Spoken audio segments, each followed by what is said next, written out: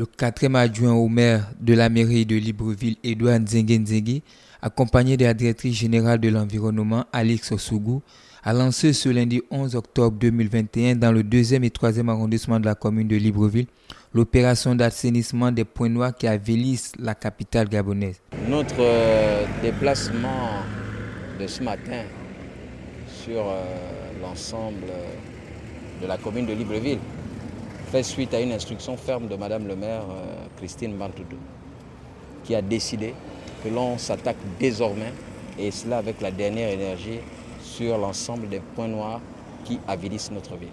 C'est à ce titre que nous sommes ici ce matin.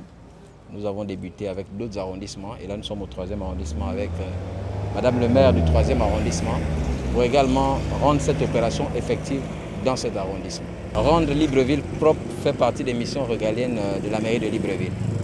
Et il y a désormais un phénomène dans notre pays, notamment et particulièrement dans notre capitale, le phénomène des points noirs, c'est-à-dire des déchets déposés ou dépotés par les populations, mais dans l'incivisme, parce que ces déchets ne sont pas déposés au point d'apport volontaire, et lorsqu'ils ne sont pas déposés au point d'apport volontaire, ces espaces sont considérés comme points noirs.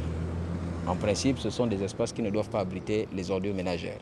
Engagée et déterminée à faire de Libreville une cité capitale propre, l'équipe municipale conduite par l'édile de Libreville, Christian Bandoto, épouse Mindou, a associé à cette opération plusieurs autres mécanismes d'incitation et d'adhésion de la population à cette initiative prévue sur le long terme. À partir de demain, nous mettrons des pancartes où il sera clairement indiqué qu'il est interdit de jeter les ordures à ces endroits. Là où il y a des points d'apport volontaires, là où il y a des bacs et des bennes, nous mettrons des pancartes pour demander aux populations de mettre leurs ordures dans la poubelle. Et après cette étape, nous passerons à la répression. C'est une autre forme de sensibilisation. Nous mettons les pancartes qui sont des éléments d'indication.